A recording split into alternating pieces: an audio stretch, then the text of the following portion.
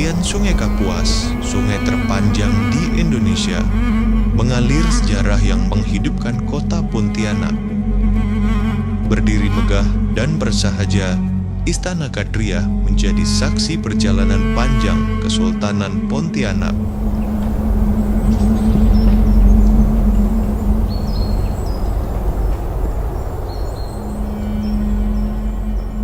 Warisan budaya Melayu yang menyatu dengan nilai-nilai Islam, seni, dan kearifan lokal Kalimantan Barat. Istana Kadriah yang mulai dibangun pada tahun 1771 adalah simbol kekuasaan, pusat pemerintahan, sekaligus tempat tinggal keluarga kesultanan. Dinamai Kadriah sebagai penghormatan terhadap keluarga Al-Kadri. Istana Kadriah ini sejatinya sudah dibina ketika masa Sultan Syarif Abdurrahman Al-Qadri sebagai Sultan Pontianak yang pertama selesai meresmikan berdirinya Masjid Jami' Sultan Syarif Abdurrahman itu, atau Masjid Jami' Pontianak dulu namanya. Setelah itu dibinalah Istana Kadriah ini hanya sampai dengan masa Sultan Pontianak yang kedua, Sultan Syarif Qasim Al-Qadri. Tempat ini, rumah ini belum disebut sebagai Istana Kadriah, hanya sebagai tempat untuk tinggal, kemudian untuk komunikasi silaturahmi antara Sultan Pontianak dengan keluarga besar dan masyarakat sekitarnya.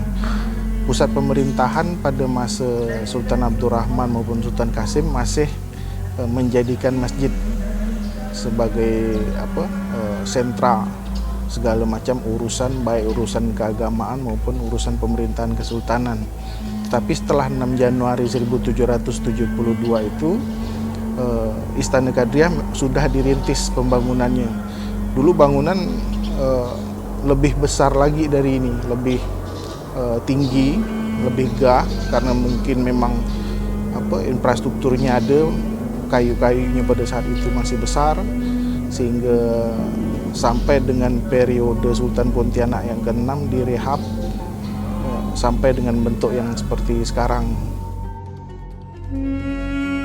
Bangunan istana ini bercorak rumah panggung khas Melayu dan dibuat hampir sebagian besar dari kayu belian atau kayu ulin Kalimantan yang dikenal kuat dan tahan hingga ratusan tahun.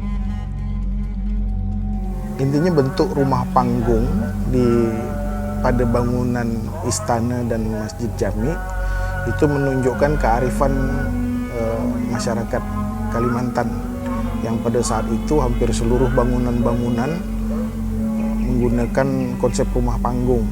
Jadi kita beradaptasi, Kesultanan beradaptasi dengan bentuk bangunan itu, hanya untuk konstruksi bangunannya sendiri terinspirasi dari 3 bangsa.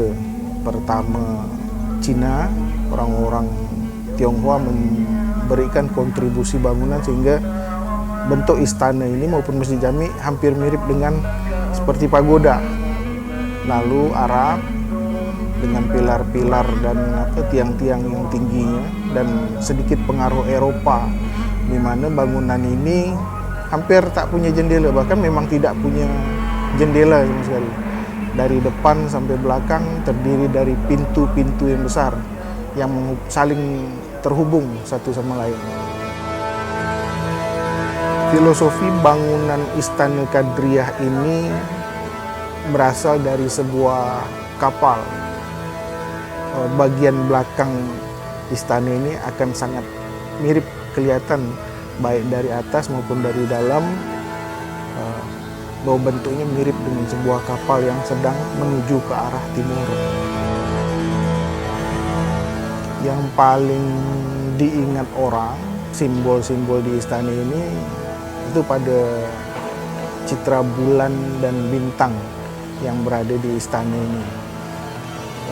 Kita sebenarnya Kesultanan Pontianak ini tidak memiliki lambang-lambang atau simbol-simbol yang jelimet, hanya pada figur bulan dan bintang itu saja.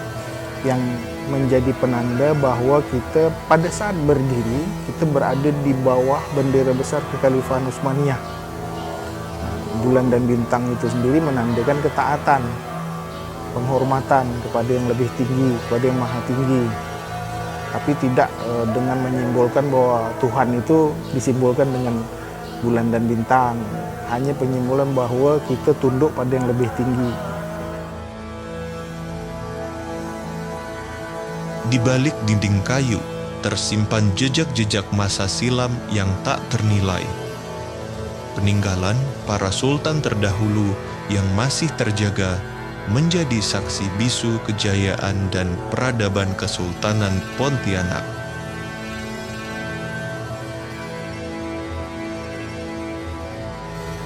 Banyak muncul pertanyaan, apa sebenarnya kontribusi Kerajaan Pontianak atau Kesultanan Pontianak ini untuk Republik Indonesia yang bisa terwariskan terus untuk generasi muda?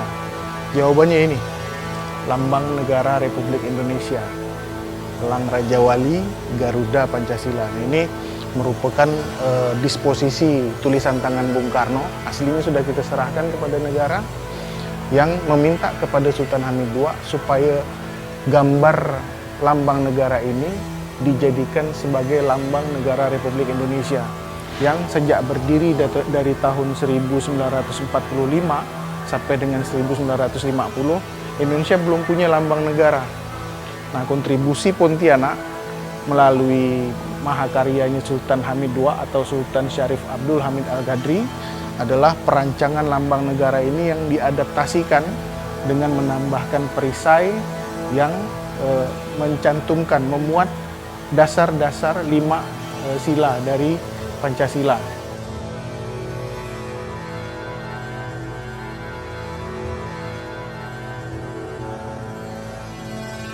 Hari ini, Istana Kadriah bukan hanya monumen masa lalu, tetapi juga pusat kegiatan budaya, spiritual, dan sosial.